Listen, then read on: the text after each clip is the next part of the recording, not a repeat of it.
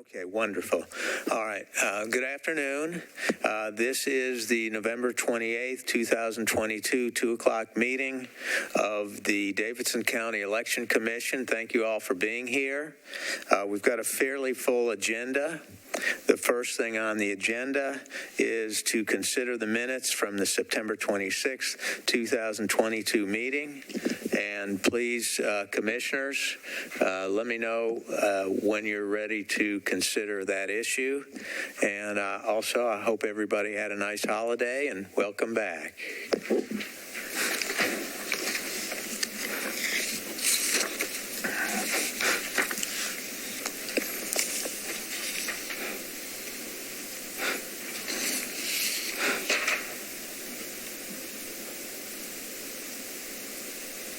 Make a motion to approve. Has everybody had an opportunity to review?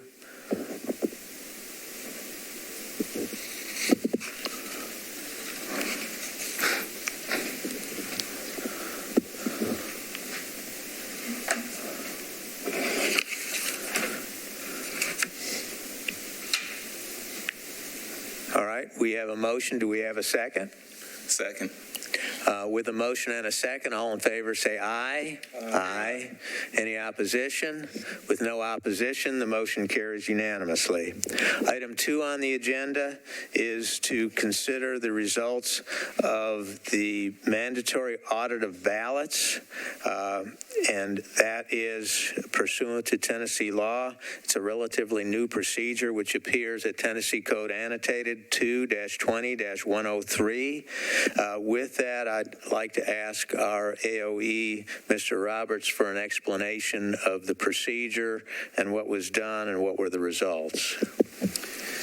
Mr. Chairman, as you remember back on election evening, the commission pulled out of a hat the precincts that we would be auditing. That was West End Middle, Eagle Christian, South Harpeth Church of Christ, Church of the Redeemer, and Memorial Lutheran. You also chose for the early voting site the scanner number 3 at the Y on Gallatin Pike. From that audit, we looked at initially the ballots that were ran for each of those sites. We ran the ballots again through a different scanner, and we looked at, as required, the top race, which was the governor's race, and in each situation, the count matched exactly. I'll pass around a blue folder here so that you can see the original tape and then the second audit. You can see the numbers match up there. Not a lot, not very flashy, but just in case you wanted to see how we did it, that will give you some indication. But from a layman's standpoint or a voter standpoint, we took the ballots, the paper ballots, out of the scanners at each of these sites and ran them through a different scanner again and came back with the same number.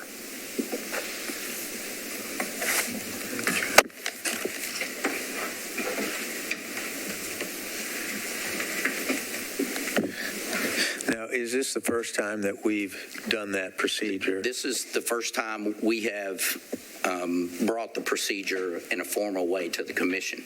We did it previously as required per the statute, but we tried to be as formal with the process as we could this time around, just because of the interest in the public, and the law requires us to do it very specifically, so we wanted to make sure we crossed all the T's and dotted all the I's.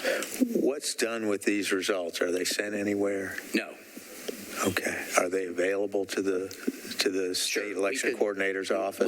We could make these available at the request of the coordinator's office, or the general public, I suppose, if they wanted to see those results, that would be okay. Awesome. So these are public records? Sure. Okay.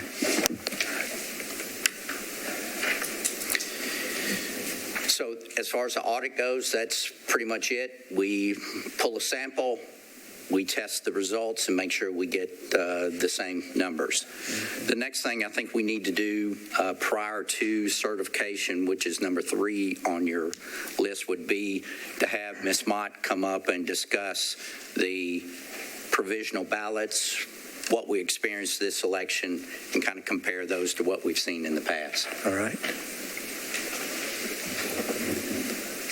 Well, we had about 900. Ms. Mott, so you are included kind of in this system that we all talk into. I think that dais is good for that. That's Okay. it. Perfect. We had about 900 provisional ballots this time, 962 to be exact. And we counted, the absentee counting board counted 318 of those ballots. So you're mostly interested probably in why they didn't count. And as predicted, 460 of those people were not registered, which is typically what we have, is they're just not registered in our system. They are now. And we had 52 that were in the wrong precinct, but this was considerably down from our from the May election and the August election. So that was much better. I had expected that to be the bulk of the next group of why they weren't counted, but 52 was much down. We still have 45 people that didn't bring a photo ID in. So the rest of them were just a variety of things. They weren't Davidson County residents, so that's considered not a legal address to vote in Davidson County if you're not from Davidson County. And just a variety of small things. Each one has their little colored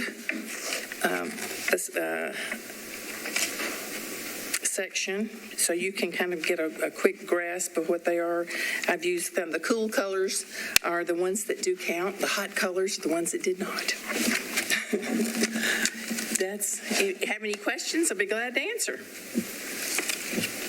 Yes, sir. Commissioner Starling, you're recognized. Yes, ma'am. Ms. Mott, those 400 or so, that, I'm assuming you can hear me okay. I can.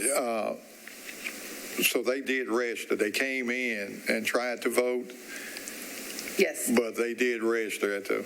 Well, part of the provisional process is that you have to fill out a registration card.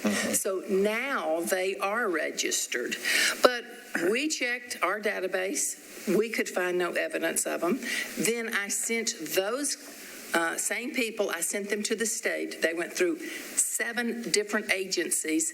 They couldn't find them either at any of those agencies. So they have been pretty well checked out to see if they registered, and they were not. So I would assume they thought they were registered when they came. Well, they may have. And some of the ones that the DMV, they had said they had attempted to register, but they had attempted to register in Rutherford County or Williamson County. So they weren't registering for this county. They had registered at one time.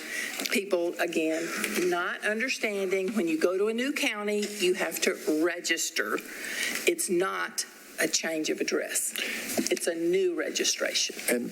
And I think that's what I'm getting at. For those who go to the DMV, you could live in Davidson County and go and get your driver's license in Rutherford County for the state.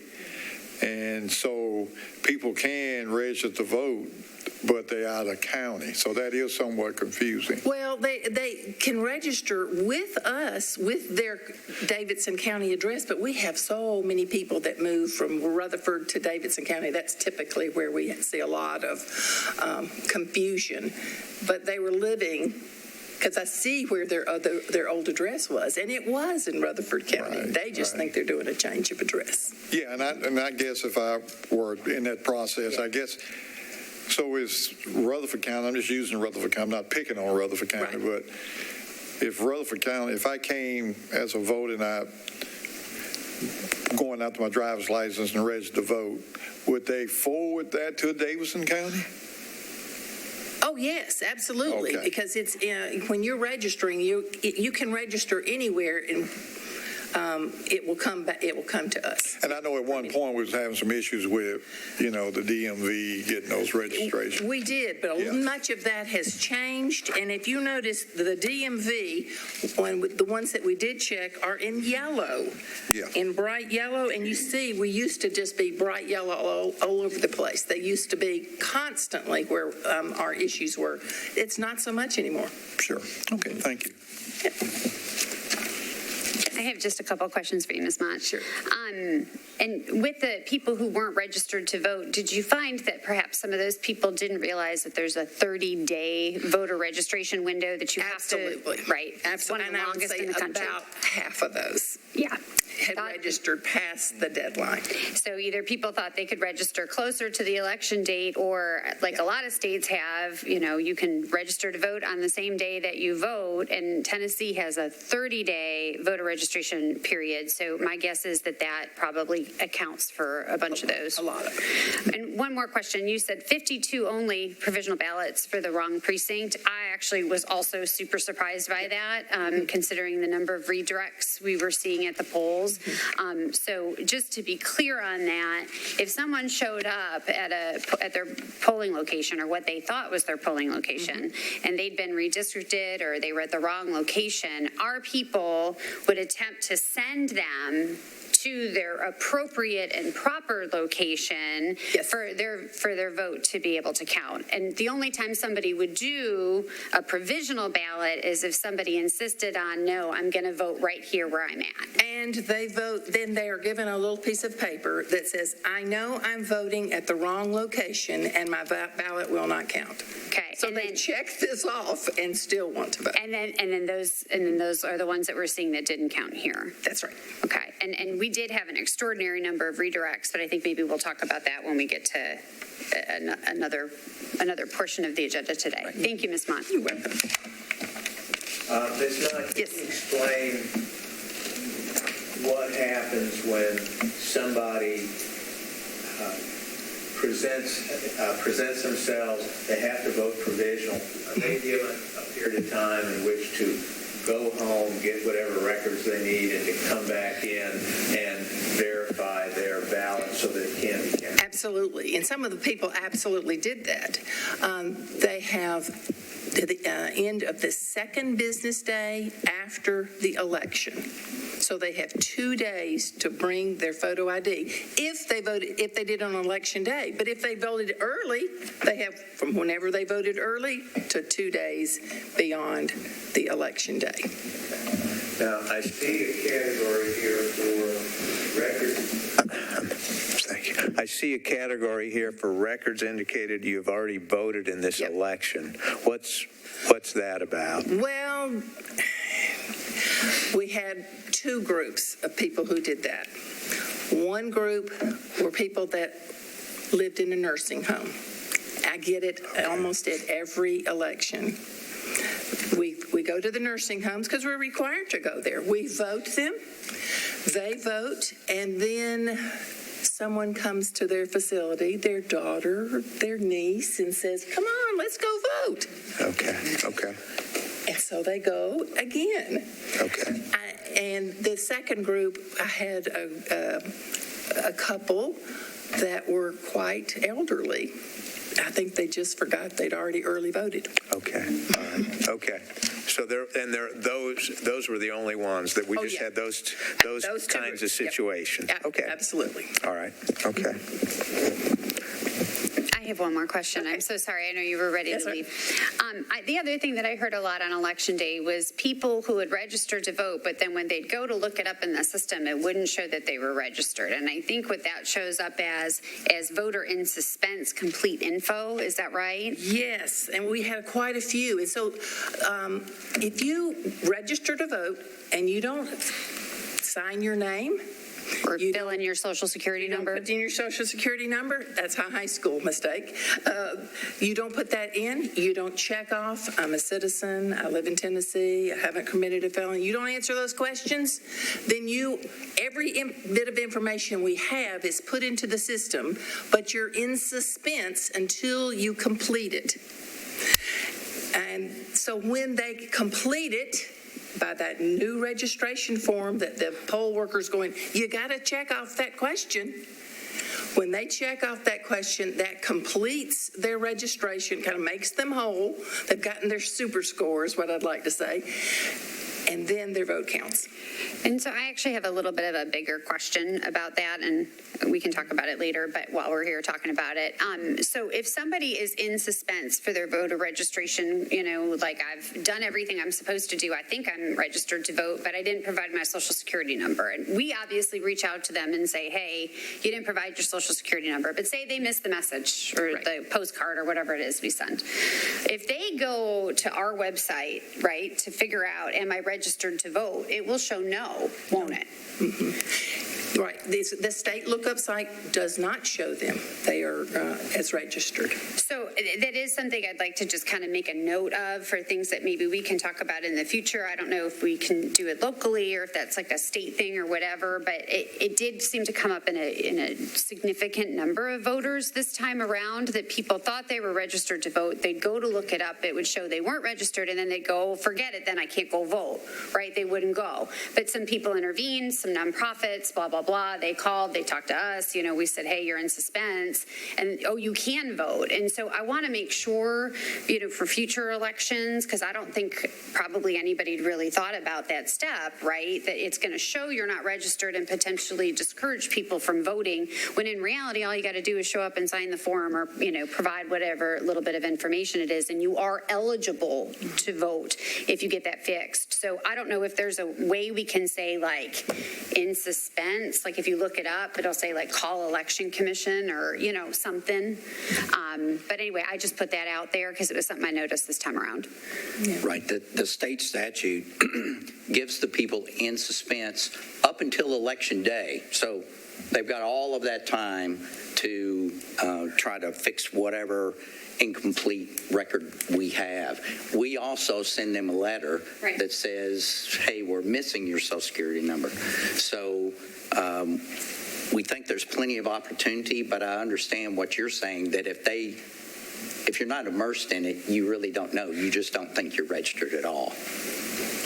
Just an idea. Maybe we could just look at moving forward for, those online lookups. Maybe we can just have a, you're registered, you're not registered, or hey, call us for more information. We'll make that a purple or whatever. I don't know. Just something that would indicate that would be helpful, I think. Are there any other questions for Ms. Mott? Thank you. All right. Okay.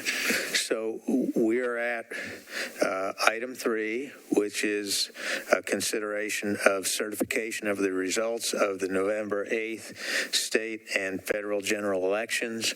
Mr. Roberts, can you explain to us the process and what was done and where we are at this point? Mr. Chairman, in your packet, label number 3 are the results from the state and federal general election. So these are the ballots that we totaled, including the provisional ballots that we just went over, absentee ballots, election day, and early voting.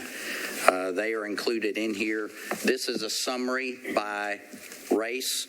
It also includes the constitutional amendments so that you can see the totals there.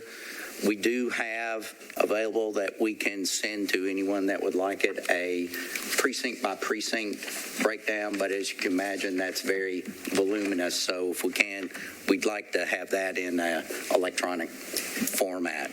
Okay. All right.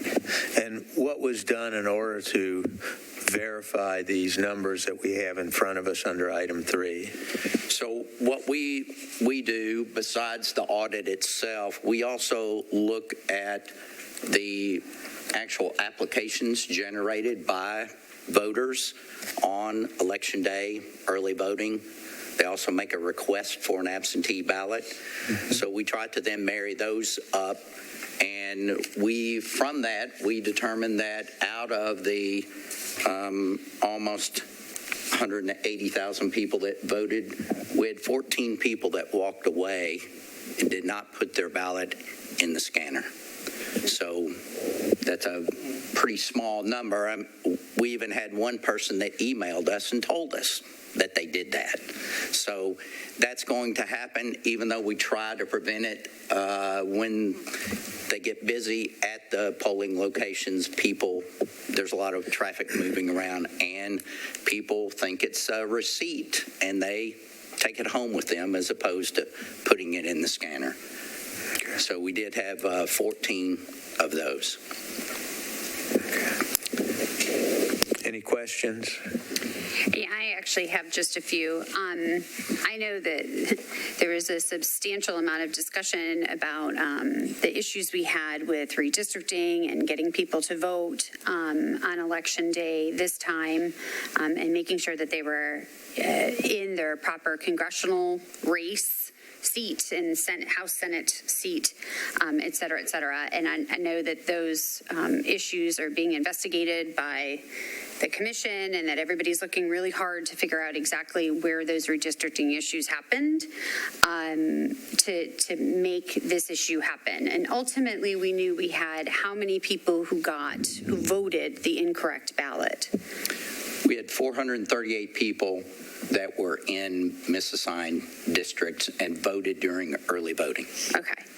And so I just want to be clear for the public and for anybody who's listening, and when we're talking to our attorneys, that what we're doing here today when we certify the election results is we are certifying the numbers that we have according to what's been printed out on the machines, what we have on absentee and provisional ballots, and overseas military, all those ballots that have come in. And when we add all those together, those are the numbers that we're looking at here that we're certifying. Is that right? That's correct. Okay. And so we know that some of those votes were in the wrong congressional district.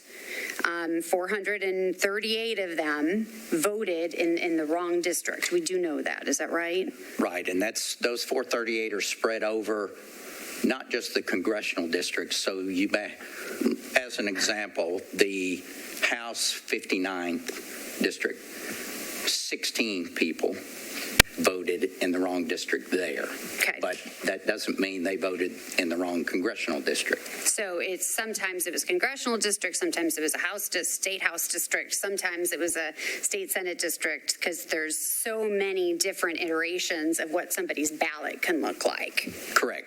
We had, for this election, we had 50 different styles of ballots. Right, which is quite complicated, 50 different styles, and redistricting where the county was broken up into 3 different congressional districts. Correct. For the first time ever, I think. Is that right? I mean, to be clear, before the congressional district, all of Davidson County was in one congressional district. So when the redistricting happened, you broke it up into 3 different pieces. And it's not like it happened in 3 different pieces where, east of, one road is this district, and west of this road is another district, and north of the river is this district. Instead, it kind of looks like, it's like a splotch, one of those like things that a psychiatrist shows you, one of those Rohrbach slots, things. It looks like a big splotch. So people have to draw that and figure out this house goes here, this house goes here, this house goes here. And that's what happens in redistricting. Is that right? That's correct. You could have streets that one side are in one district, the other side of the street are in another district. Half the street is in one district. There's a lot of variety there, especially when you layer congressional, House, Senate, the municipal council races on top of that. It's a complicated process. Right, and so my next door neighbor could be in a different House district or congressional district than I am, and that's messed up, but that's how it was drawn by the state legislature. It just is what it is. Yes. So I just want to be clear then, with the numbers that we're looking at and we're certifying here today, those are the numbers that the Election Commission has for what was voted, right? This is what we have for what was voted. Right. The 438 people that we know may have voted in the wrong House race or the wrong congressional race or whatever, those numbers are not enough to change the outcomes of any of the elections that we've looked at. Is that right? That's correct. Okay. We looked at those specifically, and there is not a significant difference to cause any concern in that area. Okay. Okay, I don't think I have any more questions. So with that being said, I will make a motion to certify the election results. If I could, Yes, I'd like to allow more questions by others if that's all right. Yes, Commissioner Starling, you're recognized. Yeah, thank you. When we have apartments, did that affect people that live in apartments, the redistricting? Could one Section A be in one district and Section C be in another? It could be, depends on how the lines are drawn. There was an effort made to make sure that we tried to leave apartment complexes whole, Okay. but I can't sit here today and tell you that there isn't one that it split it down the middle. Okay, thank you. Commissioners, do you all have any questions? Any of the other commissioners have questions? I don't have any questions. All right, I've got a couple. Let's see.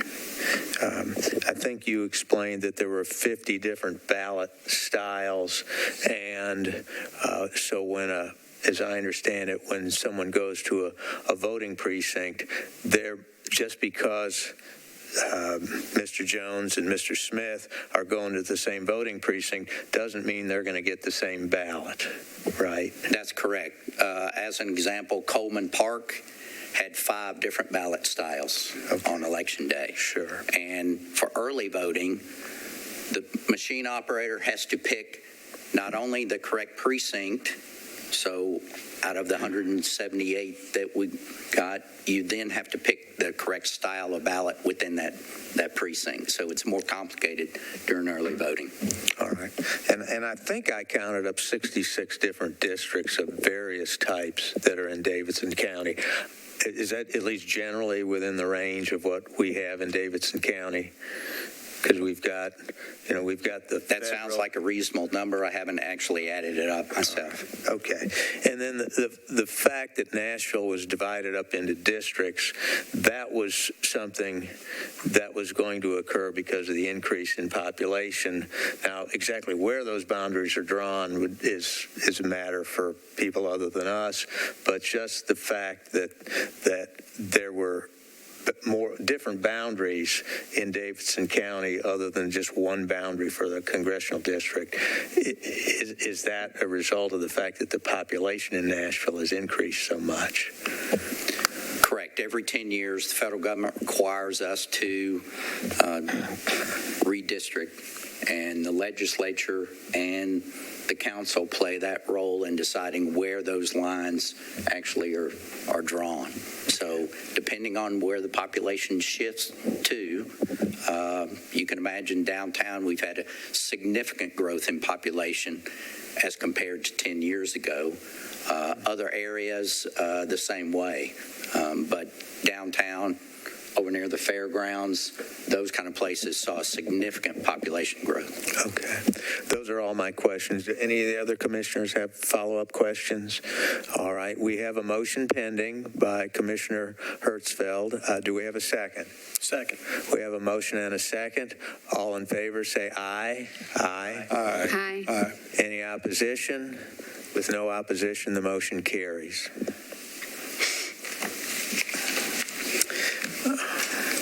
I'm believe we've got a number of certificates to sign.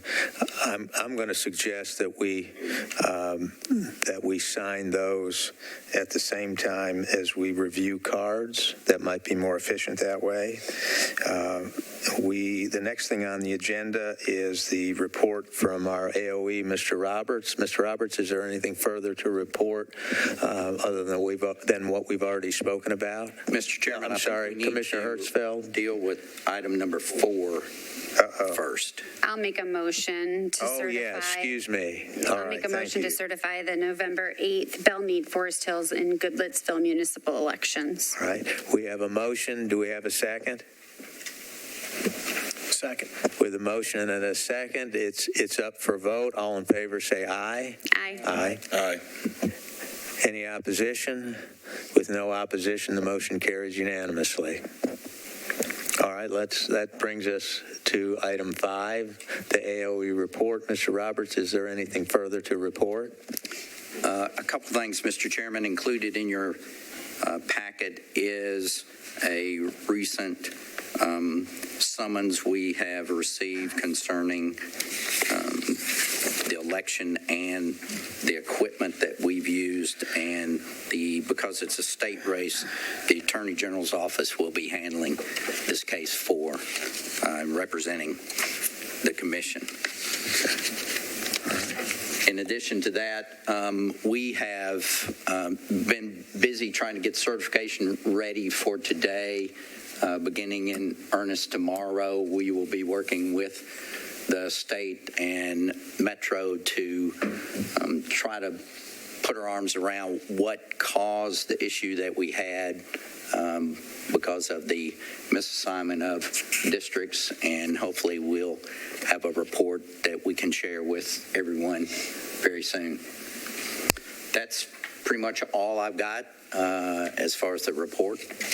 All right.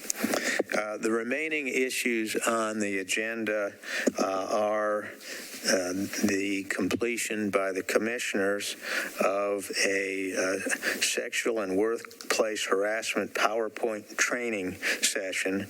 That is a required thing that we do, and that we do this in a meeting. So that's on the agenda.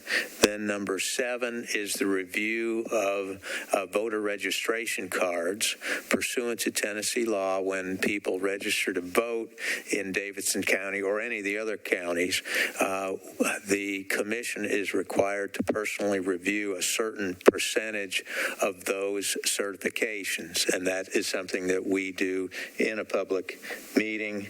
And then there is the public comment section. So at least, unless any of the commissioners have an objection, I'd like to open it up for the people who have signed up to make public comments. You're certainly welcome to stay if you'd like and to see us review these cards. That's particularly boring. And then to see us go through our PowerPoint here from the State Election Commission. So those that would like to speak now, we're happy to take you. And I'm just going to read the names in the order they're on the list, and you could either comment now or opt to wait till the end of the meeting. The first person who signed up to speak for a minute apiece is Dana West. Ms. West, are you here? Thank you. Yes, ma'am. Yes. And there's two buttons at the bottom of that, and if you press the button on the right-hand side, it'll turn red under there, and then you'll be live. Hi, thank you. Thank you, Ms. West. I just had a question about the 438 number. How did you guys come up with that number as being the ones that were misdirected? They weren't misdirected. These are people that actually voted during early voting from the 19th up until the 1st. We had a group, and those were given a ballot that was not consistent with the district that they should have been in. And then after we made some changes, We then had a few more that voted between the November the 2nd and the 5th that fell into that same category. So how did you come up with the 438 number? Those are the people that actually voted. We know because you generate an application to vote during early voting, and we could see that they were misassigned as far as their district at that point in time. So you compared their applications with their what they voted in the machine? No, not what they voted. Their application tells the machine operator what ballot to pull up. We could tell that they were pulling up from the application the ballot that they should not have received. They should have received another ballot. Okay. And you could tell you were able to count 438 of those? Correct. Okay. What kept you, how do you know that those people who came back to re-vote because they voted wrong incorrectly the first time, how do you know that their vote didn't count, that they didn't end up getting counted twice? They didn't get to vote twice for two different districts or two different areas? So the individuals that came back to vote, their ballot was put in a separate locked and sealed container that is to only be opened at the direction of a court. So that second vote that they cast is not included in any of these numbers. Because they were because separated a court out would have to direct us to do that. Excuse me? A court would have to direct us to do that. We don't have the authority to even look at those ballots. And if I could just jump in, I think I'll help just a tiny bit if I can.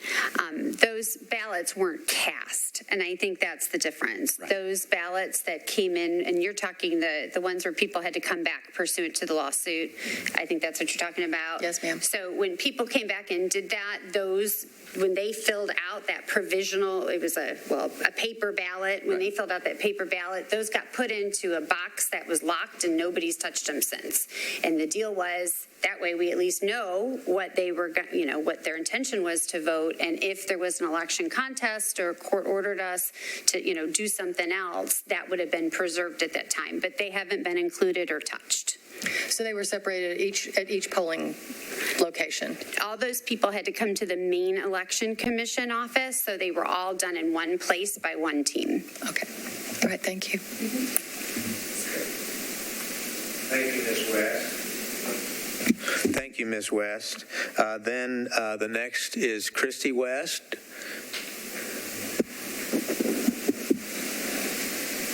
Hello there. I have a two-part question. I served as a poll watcher this last midterm on November 8th, and I was at Dalewood Baptist Church, and during that time, I noticed that a ballot marking device printed out an invalid a ballot that would not scan for one of the voters, and I heard that this also happened to a voter at Charlotte Park Elementary. So the staff in both cases had the voter vote again, and it was successful the second time. Are you aware that this happened, and what happened to the first ballot that failed to scan?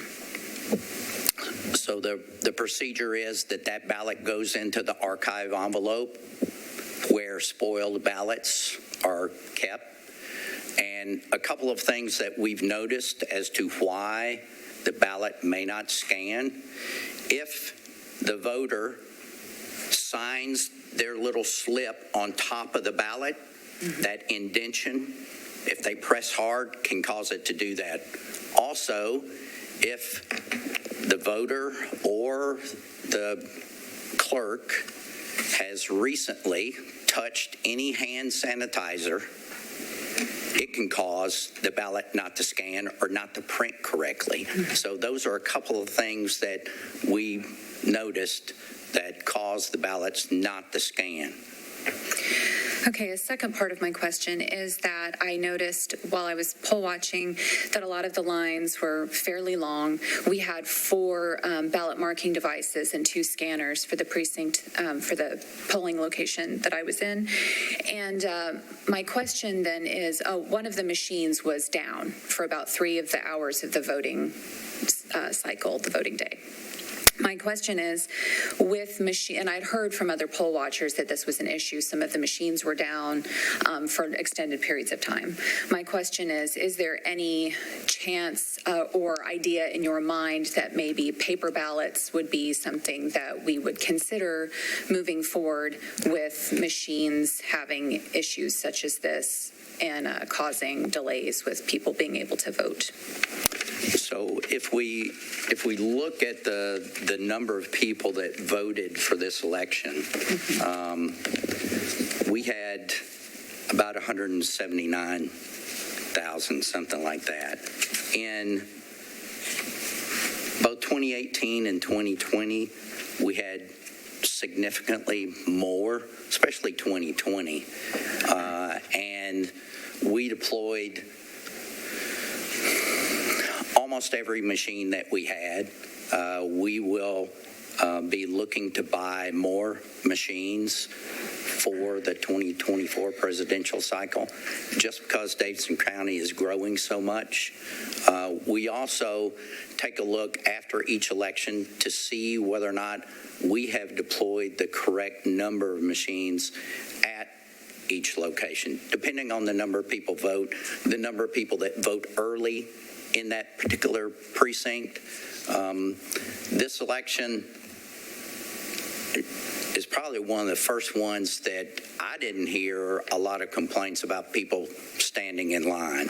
I know if you look at the last day of our early voting, I can guarantee you, promise you, there will be a line. It's just people procrastinate, I guess. The lines at the Southeast Library, I know they were almost as long as they were for presidential, but the people saw that the line was moving fairly quickly, so I think that may be why they didn't mind standing in line for a little while.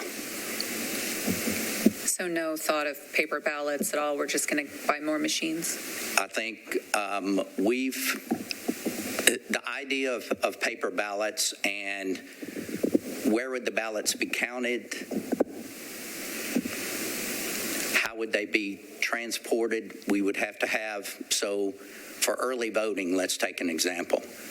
We would have to have enough of the 50 ballot styles in paper at every location to satisfy any voter that might come in.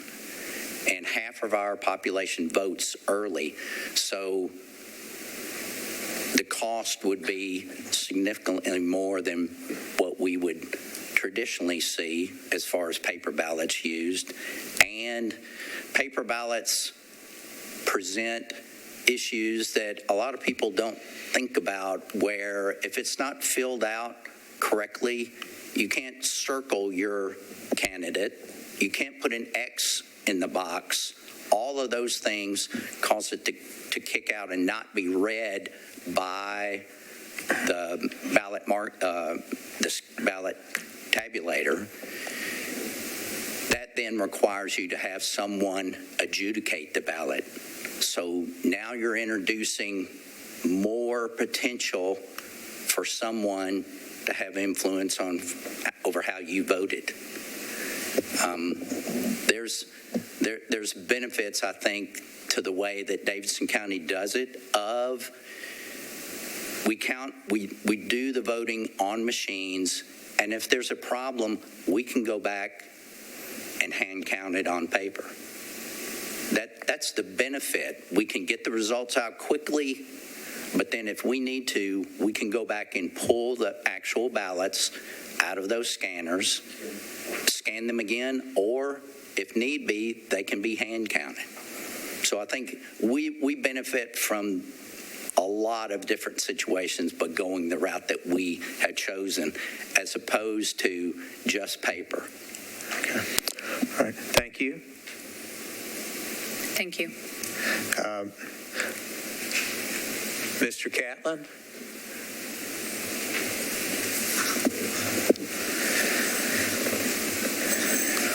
Hello, Mr. Chairman, Commissioner. commissioners, fellow voters. I'm a warrior citizen, been with Davidson County Election Commission for ever since I got out of, retired from the military in 2013. I come here because I'm a little bit baffled, but I just want to use this acronym to set up what I want to say. It's the acronym FEAR. Fear. I could like forget everything and run, or I can face everything and rise.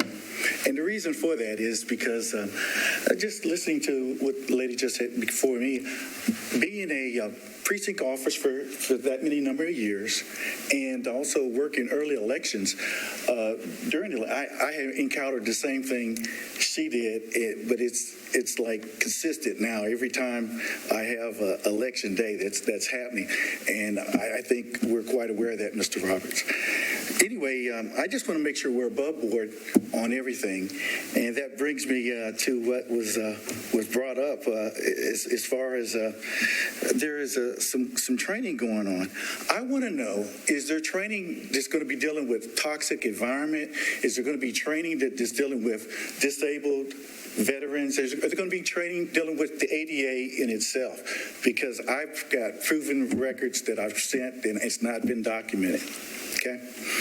Last thing that I want to say is, where does one go if you have a grievance? I mean, where do you have to go to within the Davidson County Election Commission? I'm just curious about the matter. Well, as far as the grievance goes, we have lots of people that fill out a complaint form, or we have even more that call me in the office or send me an email personally, and I try to get back to every single one of those that request me to return their call. Some are just providing information, but others are requesting me to give them a call back. So I try to do that just so that we have a clear understanding of what's on the minds of the voters. We can't improve the process if we kind of stay detached from the public.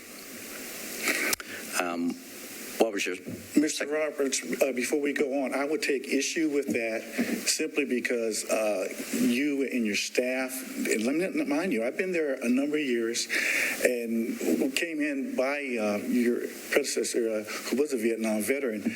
But no, that's not exactly right, sir, because I've talked to people in your staff, talked to you, and you do not want to mitigate. You do not want to mediate. And so I do find issue with that.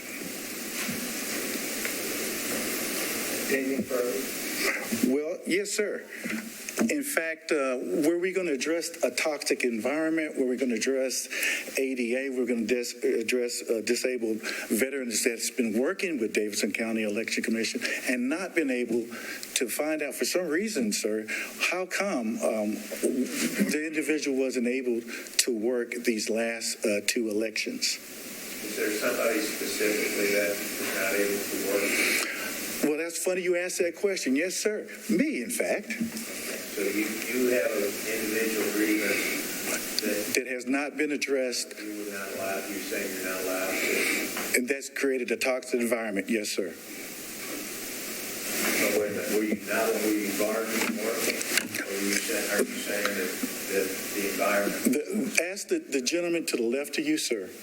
I'm sorry. The gentleman to your left would probably know that better than me.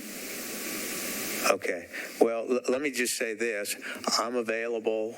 I think Mr. Roberts is available. We're willing to talk to you about that. We're willing to accept whatever you have in writing or verbally. So I don't want to. I want to make it clear to you that if there is a problem, we want to know about it.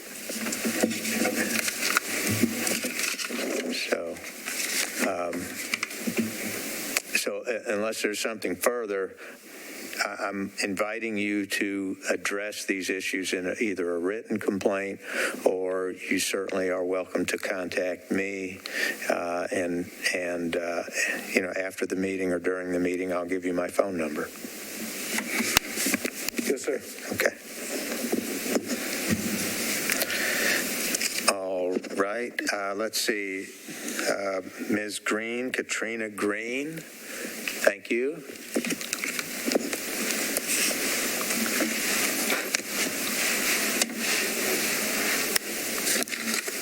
Good afternoon.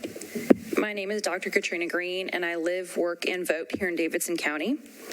I spent a good portion of my time off this summer out in my neighborhood and at various festivals talking to and registering voters. One thing I heard over and over again was, I have no idea what district I'm in right now. If I hadn't been paying close attention myself, I probably wouldn't have known either. If the everyday Nashvilleian has no idea what district they're in, how would they even know they'd received the wrong ballot on voting day? This is vital information for people to exercise their cherished right to vote. We all know that knowledge is power. By taking away knowledge, you've taken away the power of so many voters in this county. Is it any wonder that we have low voter turnout when people aren't able to easily find their districts, polling places, or representatives? What I found the most frustrating was the nonchalance of the Election Commission when the problem came to light by the Associated Press. Shrugging your shoulders and saying mistakes happen is not an adequate response to disenfranchising people during an election. It wasn't until the League of Women Voters and the ACLU sued on behalf of voters that measures were taken to rectify the situation, a situation you knew about during early voting and during the midterm, the primary election, from what I understand. I want to know how many voters did not have their vote counted. And I also want to know how many people saw this on the news and thought, why bother if my vote doesn't matter anyways? I will be watching for the results of the independent investigation that you mentioned, and I hope that we can ensure this type of issue never happens again. The people deserve to know their votes count. They deserve to know their voices are heard. Everyone deserves an equal seat at the table. Voting should be easy. It should be convenient. I encourage the Election Commission to look into ways to increase voter turnout in our county by making it easier for everyone to exercise their right to vote. Thank you. Thank you. Mr. Roberts, how do people find out where they're registered? Probably the most common way would be their voter registration card. We, after redistricting, probably around the third week in April, we sent a voter registration card to every voter in Davidson County that had an active address. That was probably, I'm guessing off the top of my head, 300,000, 320,000, maybe even 400,000 that we sent out. A very significant number. Can I comment on that for 1 second? Do you mind if I interrupt? Yeah, absolutely. Go ahead. So those voter registration cards that were sent out this time, no, I mean, it wasn't our best voter registration card that was sent out. I'm on the commission, right? So I pay like particular attention to when my own stuff shows up in the mail, and I missed it, right? I think most people probably missed their voter registration cards when they came in April because they weren't on the usual card stock and they were white. So it looked like just a normal piece of mail coming from the Election Commission. Like, it could have looked like a sample ballot. It could have looked like, we send you guys stuff, not all the time, but like enough. It just looked like a piece of mail. It didn't look like, normally you get the blue or green card on cardstock and you know when it shows up, oh, this is my voter registration card. I need to pull this out of the pile of junk and, make sure that I hold on to it and read it and look at it and study it. And I think that, besides redistricting being a gigantic problem and changing where people voted, I think that was something that people missed. And I know we did some press on it to try to let people know it's going to be white. You're going to miss it. It's not going to look like it's what you needed. But the reason for that, and correct me if I'm wrong, Mr. Roberts, is there was a shortage of card stock because of all the COVID, distribution problems and, whatever it is. There wasn't card stock to be gotten. Is that right? That's correct. We had our vendor checking across the country trying to find different card stock. We didn't care what color it was, but the heavier weight paper, the manufacturers just were not making that type of card stock. So our choices were very slim as to what we could use, but we felt like we had to send something out prior to the May election. And I think that that's part of the reason that there's been so many problems that have been created, right? You've got all the issues with redistricting, which were huge enough, so you've got a gigantic number of people now voting in a different location, right? Like just half the city's voting in a different location, and for different candidates and people you're not used to. Then you go ahead and you get that card, you don't realize that's the card, you don't know that it's changed. Then you show up on election day and you're like, wait a second, I got new people, I'm supposed to be in a new place and nobody told me, right? And that's right, I'd be livid too, right? I'd be absolutely livid. And it's wrong that people don't feel like they know where to vote, who to vote for, who their candidates are. We're supposed to be transparent. You're supposed to have confidence in our ability to do that for you. And unfortunately, that didn't happen this last time around. And we see, as we approach the August election with electing all the council members, you're going to have a situation where up until the election happens, you're going to be in one district with a council person. You're going to be voting for a different council person in a different district on that August election. So we'll have a big educational process to get people up to speed as to what district from a council perspective and who is their current council person going forward. Mr. Roberts, on the same line, a couple things. Now, true or false, did we not as a commission try to make an issue to notify voters of specific elections prior to those elections? Sure, we already have the schedule of elections on our website, so you've got a general idea when the elections are going to happen in the future, even to the point that if we have a runoff, what date that runoff will be. Second question, does the state provide a method or a system online where someone could type in their address and find out exactly where they vote? They do, so that's another alternative. I think we have to keep in mind not everyone has internet access, so we're trying to cover as many bases as we can. But we also did put out paper as well in regards to voting registration cards. And the sample ballots that we sent out before each election, it included a full page in there that said, be sure to check, because it's likely that your location has changed. So, and we will continue to do that until we get past this hump of redistricting. Another question, is there some link or some way for a voter to look on Metro's website through the to find out where they vote? Yes, you can link at the polling place finder on Metro's site. So in our constitutional republic, it is also imperative on the actual citizens to do part as well. Now, first, let me be first to say I am all for trying to make sure every person in Davidson County can vote who is eligible and legal to vote. I am that guy.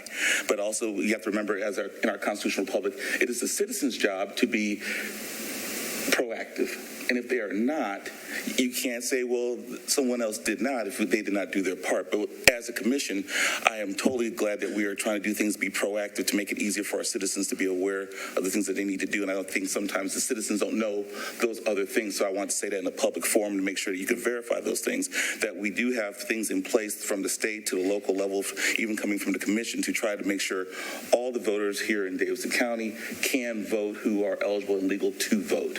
And I want to hopefully reassure, especially those who are here, that that is truly our duty and what we've tried to serve you, the people, to do. And the local press has really done a good job trying to help us get that word out also. They've had it on their website where you can go. So I think we owe them some gratitude for trying to get the message out. And I think even the League of Women Voters have that information on their website. So everyone is trying to work together to get the word out, but we still have to try harder because there are folks that we're missing for sure. Anything further on that topic? All right, thank you all. We are going to go to portion of our agenda, which calls for us to review the sexual and workplace harassment power training required by the State Election Commission, and then we are going to review the registration card. Excuse me. We are now going to go to the part of our agenda that calls for us to review a sexual and workplace harassment PowerPoint training. And we will also then review the registration cards. And absent something extraordinary, after that, we are probably going to set the time and date for our next meeting and go into adjournment at that point. Do you want to set the time and place for the next meeting now in case people are We interested? can, absolutely. Yes, Mr. Roberts, does the staff have a suggestion for us on that issue? Mr. Chairman, we don't have a specific recommendation. We will have accomplished everything we need to accomplish between now and the end of the year at this meeting. So it's kind of up to you. Between sometime in the first quarter, we would have to have another meeting to review cards. Is that acceptable to the other commissioners? Okay, all right, thank you. With that, then we'll hold the date and time of the next meeting in abeyance, and I take it, do it at the suggestion of individual commissioners or the staff, and then the chair will note a meeting subject to everybody's schedule. Mr. Chairman. Yes, sir. And you will notify it. It will be in the public domain. It will be. Yeah. Oh, yeah. Absolutely. Sure. Yes. Yes. So our next meeting will be set in the future, and it will appear on our website. Right. Okay. Then, so how do we? I think we need to institute this PowerPoint. Thank you all. Yes, ma'am. Yeah. Going to let that roll. So, Stacy, can you kick off the PowerPoint training? Slide you read and just kind of. So in front of you should be a slide, and if you can kind of give Stacy the high sign that you've read that, she'll click on to the next one, and then there is a short video that we'll have to watch also.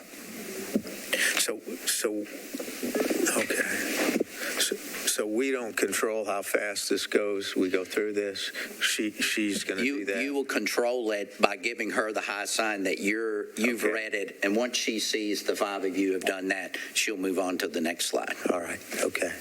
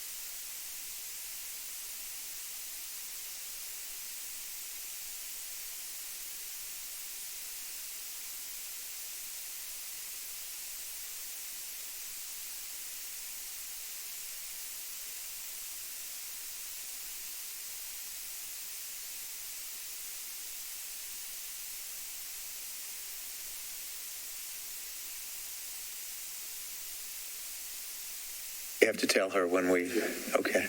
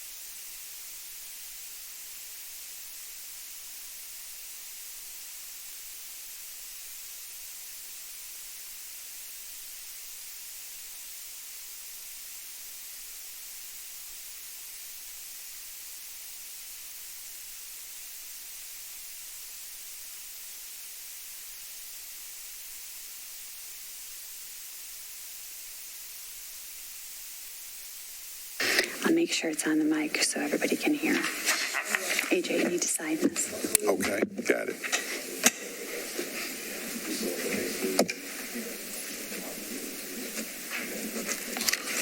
Okay. Here you go, Jim.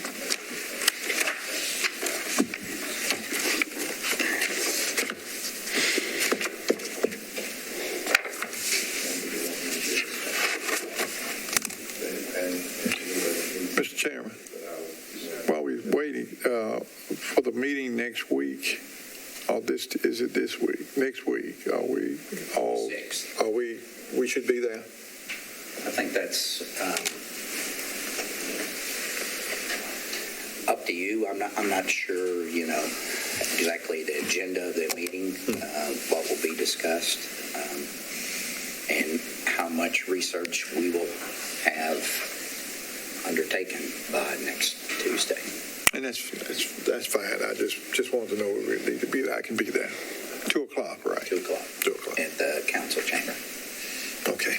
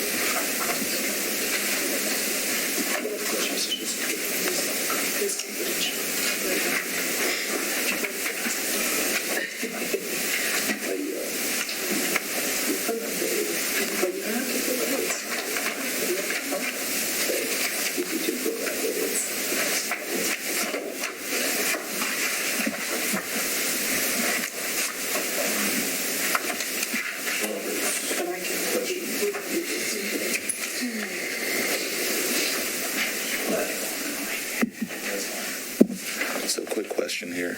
So like on here, so I don't see it says U.S. citizen, doesn't say citizen, I don't see, or the felony question on this one. Federal form. Okay, it's a federal form? Mm-hmm. Okay.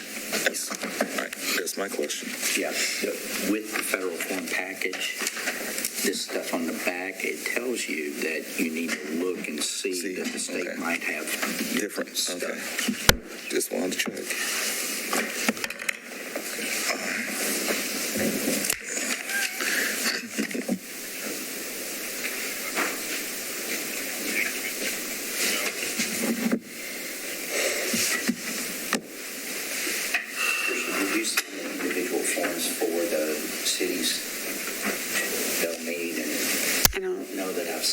You mean the certification, like the certificates? No,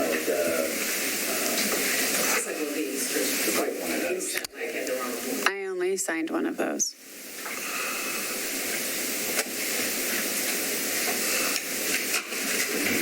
make sure, we double check, make sure everybody's signed on. Some of them were sticking together. It's possible I missed it. What packet was it in? It wasn't in the envelope. No, it was in Jim's. In Jim's stuff? Yeah. Yeah, there was That's all through his stuff. Let's see. 3 separate ones for the buildings, for his building. There you go. Oh, okay. All right, I did.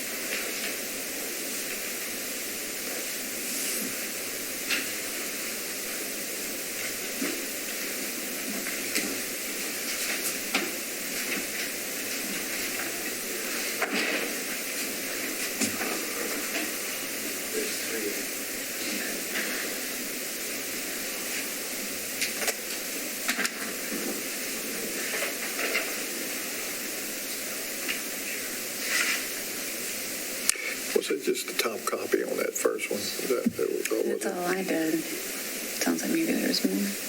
Yeah, I didn't know if it was any more. I only saw the top copy. Yeah, me too. So, They'll find it. yeah.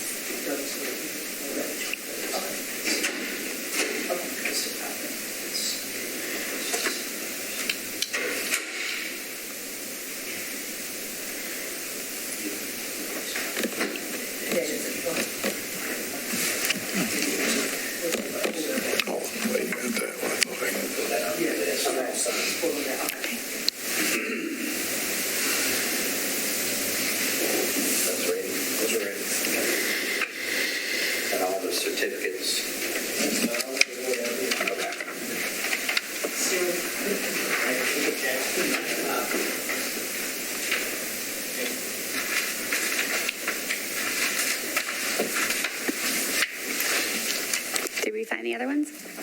Yeah.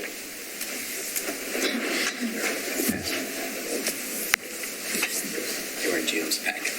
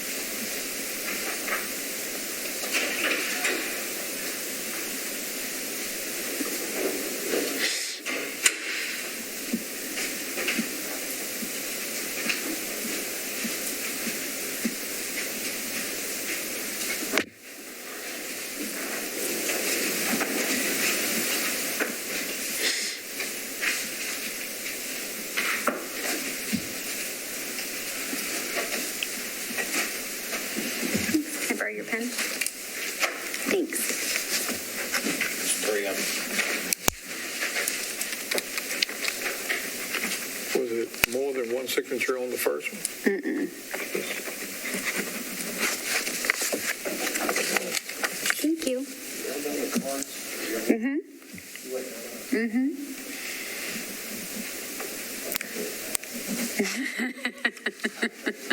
We totally set you up.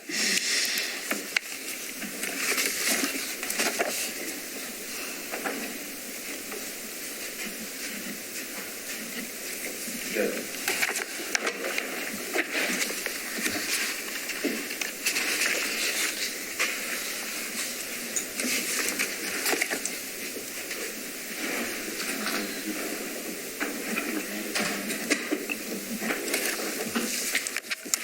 Kelly gets it. Yeah, I guess. Kelly. I think so.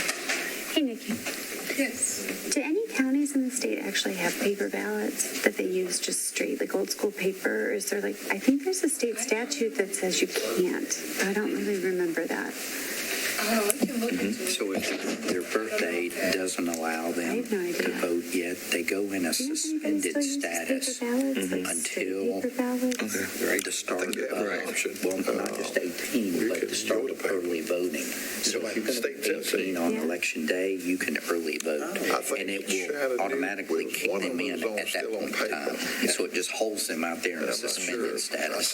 Just because they said yes, and I was like, think no, that's the case. because technically they wouldn't be. The county election commission Right, can and you have to decide. remember, do they even know when the next But I election? don't know how many folks Okay, are. I just before I'm. And this one, so they would be August of 2023. They would be at that point. Right.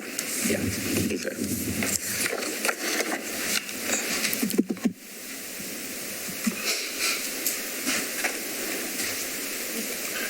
Jeff may know that. Is it any other county in the state using paper only? Paper only? Like old school, bubble it in? Not that I know of. Hamilton County kind of uses a I said combination Hamilton County, yeah. of the bubble ballots, but they scan them at the location. The problem you run into is, okay, if it doesn't scan, what do you do with it? Do you adjudicate it there? And to bet Courtney's going to you should see how people fill out absentee ballots. No, I don't want this one. Let me circle this one and draw a line over to. It's. We're all old enough to remember the And see if you go to, hanging chads and dimpled chads and the pregnant chads. I got some of those. And you need to read the Hopewell box. Because ballots would show up mysteriously and disappear mysteriously. Interesting. Paper ballots. You can't Interesting. disappear that electronic record very easily. That's true. And so Hopefully we would never have that if you have to do a recount on something, you got to watch what was the intent of the voter. Right. That was complicated back in Yeah. the day when they had to do all that in Palm Beach. Oh, yeah. And how long did it take? Oh, forever, if I remember. Yeah, it was like December sometime before Yeah, it they was a long time. decided it. I mean, what we got in my mind is the best of all worlds. You've got paper if you need it, and if you don't, you can calculate stuff pretty quickly. It was a big change for us to go to those paper backups. I think that really made a huge difference. It's the Yeah. key, because we've got essentially 3 levels. We've got the stick they bring back to us.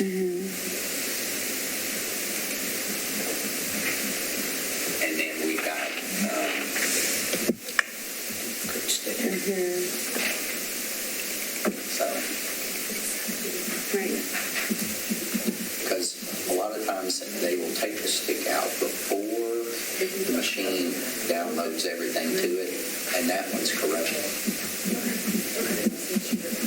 But then, but keep in mind that they print the tape out too, and they put it on the door. Right. And they bring a copy back to us so that we can use that tape to key in the stuff. So we've got multiple backups the way we're doing it now. You go on paper. It's just the one paper. The one paper. Interesting. Yeah. burns down or a car catches on fire, it's gone. There is no backup.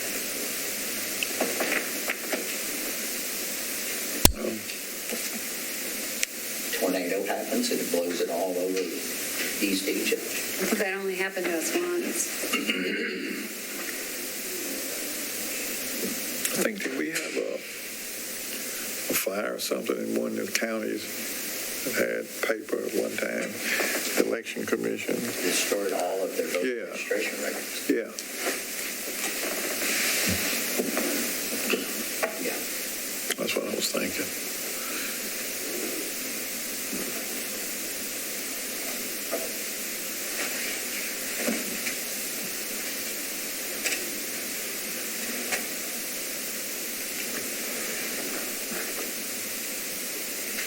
Now, is there a time frame that the state is going to finish their investigation? Is it? There wasn't a time frame in the order, but I think everyone's interested sooner as opposed to later. Okay. Well, and the reason I was just wondering if that report will be out before next Tuesday. That would be pretty aggressive because the state's doing the same thing. They've got to get all the records from the 95 counties in, get those put together so that the state election commission can certify it. Okay. Okay.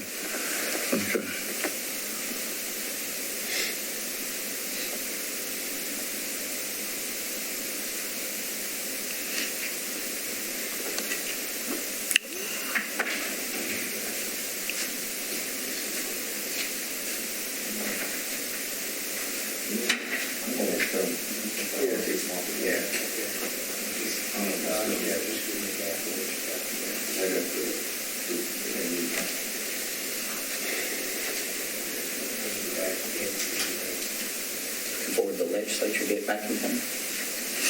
No, not really. Not really. I'll tell them what's on the agenda. Hey. I'm sure they'll dabble into this election process again.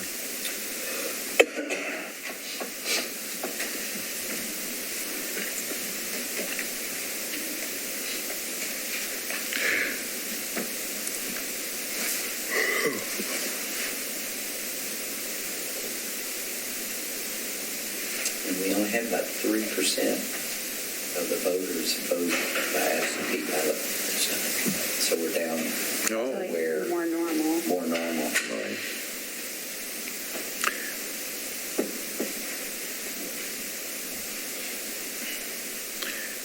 And of course, COVID was the big thing on the, Oh, yeah. yeah. People were kind of afraid. They didn't know what to do. Yeah, they did. They said, well, just send it in.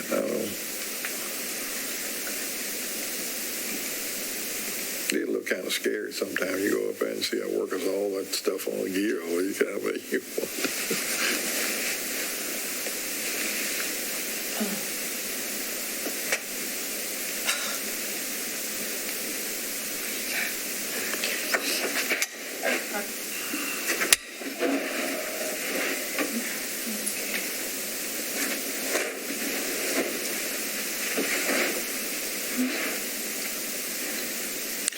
Michigan State is getting fined $100,000 by the Big Ten for that tunnel fight. $100,000. They said it's the biggest fine. Michigan State. Oh, for when they went on the field? The fight in the tunnel. Oh, the fight, 100 grand. So $100,000. think about this, though. You got fined $100,000 for assault, essentially. Yeah. But they tear down the goalpost and they get fined $250,000. They got $250,000? That's what they did for Vanderbilt when they beat Florida. Uh-huh. Yeah, I remember that. Yeah, I saw that. Yeah. $250,000? But think about it. Beating someone is only $100,000. That wasn't just. But you take down the goalpost. That was the guys laying for something. Man, I'm glad I'm not a football fan. Yeah. Did Tennessee, did UT get fined? Oh, yeah. They got fined. They set up a GoFundMe. Oh. Paid it off. All right. They threw it down the river. That was an environmental problem. I've just never followed football. I follow basketball, I follow baseball, but football I've just had a hard time ever getting into. You follow soccer, the World Cup? Nope, my whole family does so. That's big time, I'll tell you.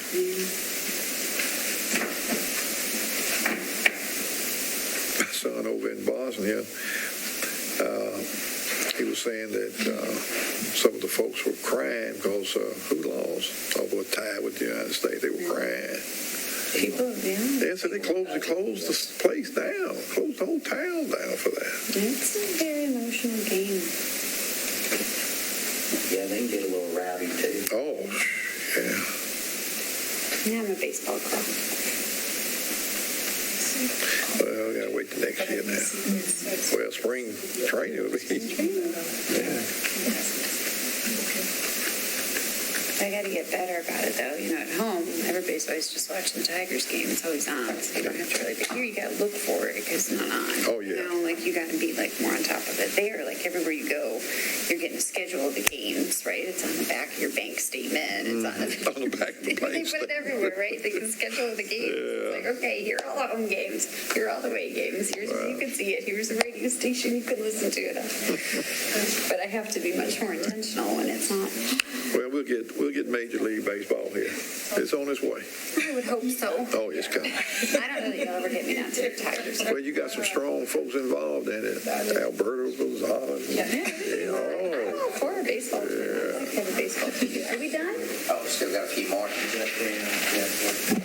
Blame it on Almost Dan. there. Blame Hold it on. Dan. I'm sorry, I can't score goals as fast as you guys over there. Jeez. You and workout. Yeah, blame it on Dan here. Give you some spring training over there. Move it along. Run some laps, Dan. Run some laps. Yeah. Pick it up, pick it up, pick it up. Well, we could put him down and let him play handball with Jim. For the registration, all right?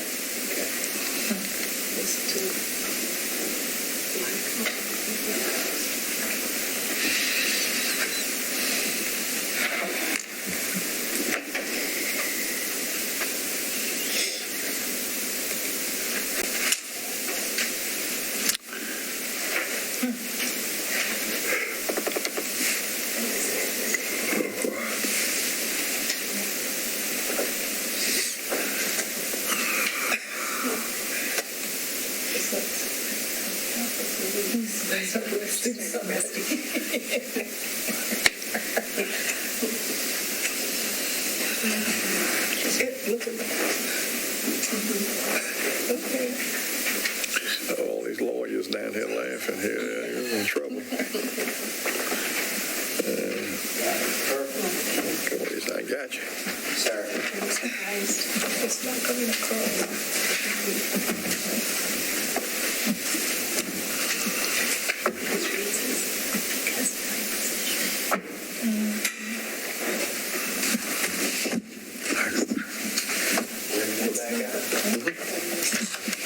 All right, we have reviewed the sexual and workplace harassment PowerPoint, and we've also reviewed registration cards pursuant to Tennessee law.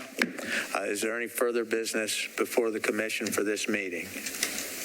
Motion to adjourn. All right, we have our motion, and do we have a second? Second. We have a motion and a second. All in favor, say aye. Aye. Any opposition? With no opposition, the motion carries. Well,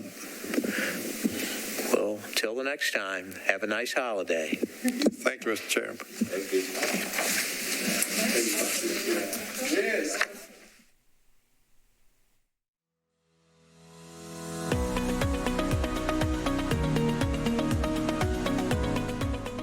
This has been a service of the Metro Nashville Network. If you would like to see this presentation again, or for more information on this and other programs, visit nashville.gov.